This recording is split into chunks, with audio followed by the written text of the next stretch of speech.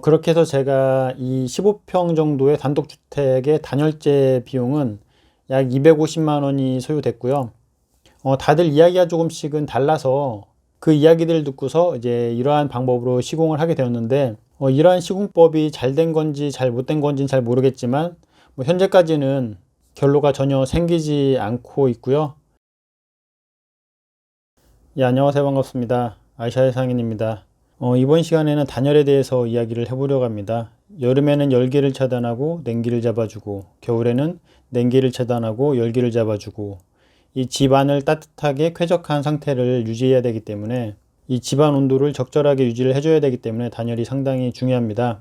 그래서 이번 시간에는 단열에 대해서 이야기를 해볼 건데요. 제가 지난 시간에는 뭐 철거에 대해서도 이야기를 했었고 바닥난방, KCC 창호에 대해서도 이야기를 했었는데, 이 철거는 530만 원이 들었고 바닥난방과 배관공사는 230만 원, 그 다음에 KCC 창호는 415만 원이 들었다는 이야기는 제 유튜브 채널에 재생 목록에 보면은 단독주택 용도 변경이 있습니다. 그 재생 목록 안에 저 철거와 바닥난방, 창호에 관한 이야기가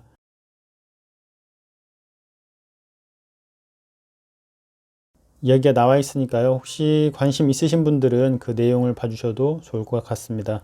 이 단열에는 내단열과 외단열이 있는데, 내단열은 그 집안 내부를 단열하는 것이고 외단열은 집안 외부를 단열하는 것인데요. 저도 단열에 대해서는 전혀 모르기 때문에 뭐 인터넷을 찾아서 확인을 해본 결과 뭐 여전히 잘 모르겠더라고요. 저도 뭐 자세히는 모르지만 이 내단열보다는 외단열이 더 효과적이라는 이야기가 많더라고요. 그런데 저는 새 집을 짓는 것이 아니라 리모델링을 하다 보니까 내단열을 할 수밖에 없었는데요.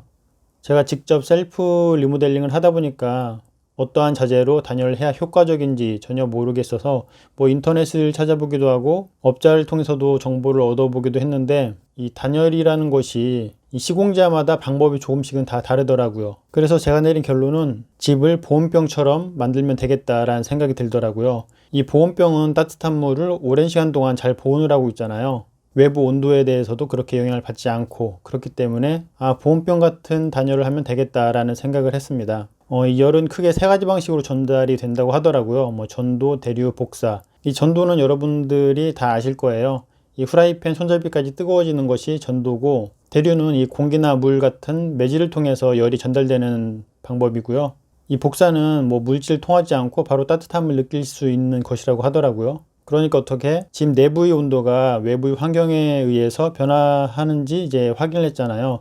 그렇기 때문에 다음에 확인해야 될 것은, 그러면은 어디에서 열 손실이 큰지를 확인해야 됐습니다. 그래서 또다시 인터넷을 막 뒤적거렸죠. 인터넷을 막 뒤적거렸더니 해외 자료에서는 이 지붕에서 25%, 벽에서 35%, 그 다음에 바닥에서 15%, 문에서 15%, 창문에서 10%의 열 손실이 발생한다고 하더라고요. 근데 이건 해외의 경우였기 때문에 국내 자료도 찾아봤습니다. 그랬더니 국내의 경우에는 바닥으로 9, 외벽은 39, 환기가 9, 지붕 19, 창문 24라는 수치로 이제 열 손실이 발생이 된다고 하더라고요. 외벽이 가장 크더라고요, 열 손실이.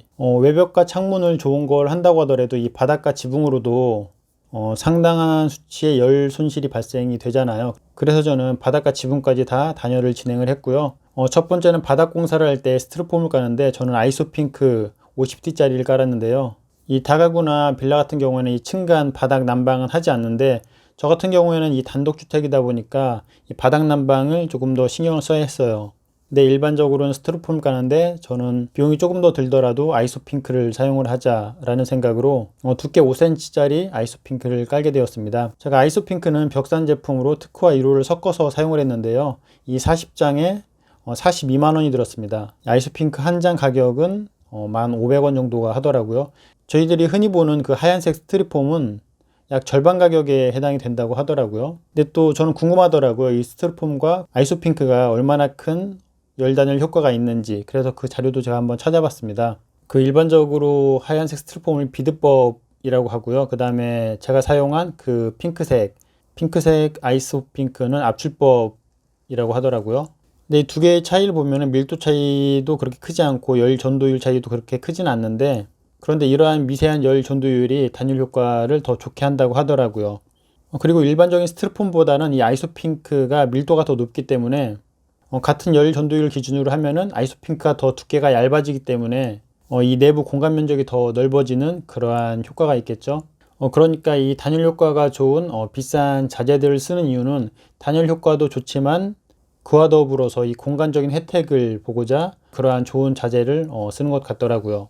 그렇게 해서 저는 이 바닥에 엑셀 바닥 난방을 깔기 전에 이제 아이소핑크를 전체적으로 깐 거죠. 그 다음에 제가 한 작업은 벽에다가 단열 페인트를 바르는 것이었어요. 제가 단열 페인트는 노르페인트의 듀프리코트라는 단열 페인트를 사용했고요. 이 18리터 한 통에 약 8만원 정도가 하더라고요. 그래서 두 통을 사서 그 내벽 안쪽에 곰팡이가 슬었던 부분을 다 긁어내고 이 단열 페인트를 바른 거죠. 그런데 뭐 들리는 말에 의하면 단열 페인트 효과가 뭐 그렇게 있지는 않다고 하는데 그래도 안 바른 것보다는 효과가 있기 때문에 저는 발랐습니다. 제가 이 집안 내벽을 다 긁고서 이 단열 페인트를 바른 뒤에는 그 다음엔 제가 열반사 단열재를 전체적으로 둘렀는데요. 이 열반사 단열재도 종류가 상당히 많더라고요. 저는 하이옴테크의 열반사 단열재 양면 30T짜리를 사용을 하였습니다. 이 열반사 단열재가 단면은 한쪽 면만 은박 코팅이 되어 있는 거고요. 양면은 양쪽 다 은박 코팅이 되어 있는 제품입니다. 이 제품도 두께가 상당히 많은데 저는 이 30T를 선택한 이유는 이 30T는 3cm짜리거든요. 두께가. 열 전도율이라던가 그런 걸 확인했을 때 이 30T부터 단열 효과가 조금 더 높더라고요. 그리고 이 30T부터는 단면도 좀 모양이 달랐어요. 그 구조가. 그래서 이 제품을 선택하게 되었는데 이 제품이 1m에 15m짜리 제품인데 제가 11롤을 사용을 했거든요. 한 롤에 12만 3천원짜리예요.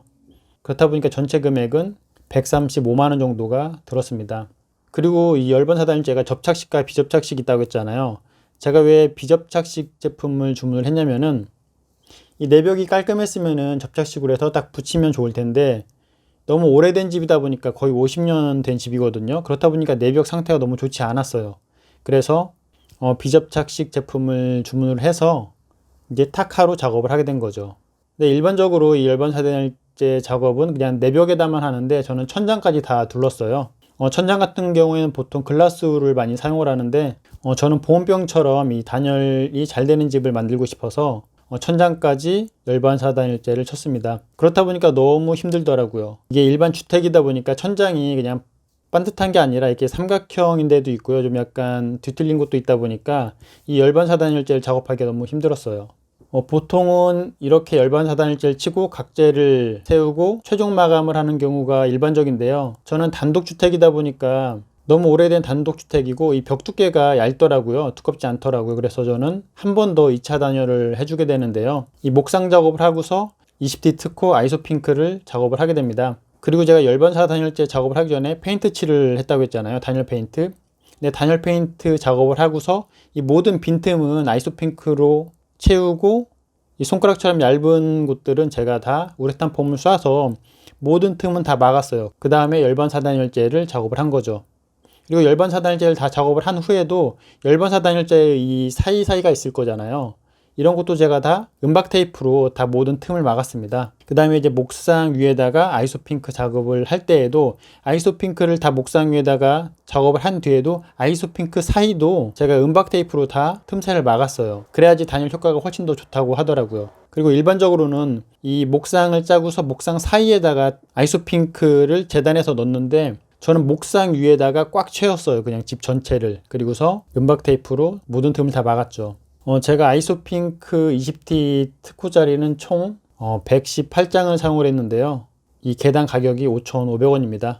그리고 이 아이소핑크 위에다가 이제 석고보드 작업을 하게 된 거죠. 제가 철거를 하면서 보니까 이 이전 집 상태가 일부 벽 안쪽에는 곰팡이도 슬어 있었고 벽이 너무 얇다 보니까 단열이 좀 취약할 것 같아서 일반적으로 하는 시공보다는 조금 더 두꺼운 자재로 시공을 했거든요.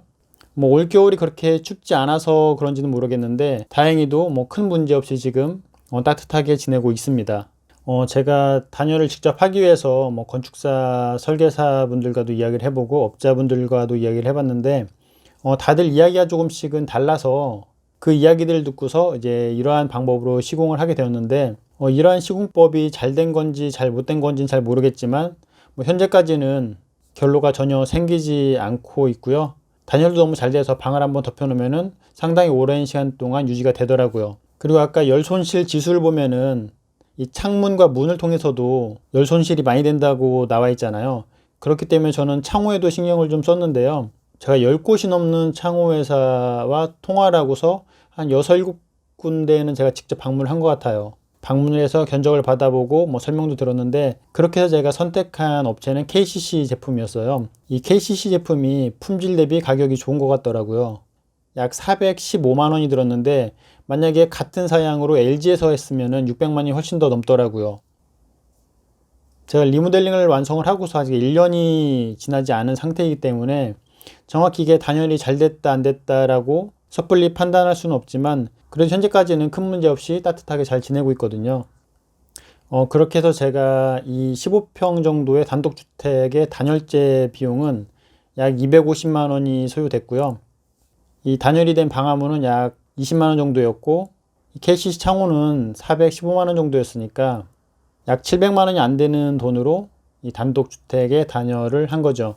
제가 이 비교 대상이 없다 보니까 제가 저렴하게 했는지 비싸게 했는지는 잘 모르겠지만, 오래된 구옥들의 단독주택들보다는 훨씬 더 단열이 잘 되고 난방비도 적게 들고 있기 때문에 현재까지는 상당히 만족을 하고 있습니다. 그리고 제가 또 신경 쓴 부분이 하나 더 있는데요. 일반적으로 보일러를 4, 50만 원 정도 하는 제품을 사용을 하는데, 저는 보일러 시공비까지 해서 한 110만 원 정도 하는 그러한 콘덴싱 제품을 설치를 했거든요. 이 콘덴싱 보일러가 더 효과가 좋다고 하더라고요. 그리고 제가 사용하는 제품이 조금 더 비쌌던 이유는 이 와이파이로 컨트롤이 가능하기 때문에, 제가 깜빡 잊고 집에 보일러를 틀고 나왔어도 외부에서도 보일러를 끌 수 있는 그러한 기능이 있기 때문에 조금 더 비용이 높더라도 그 제품 제가 선택을 한 것입니다.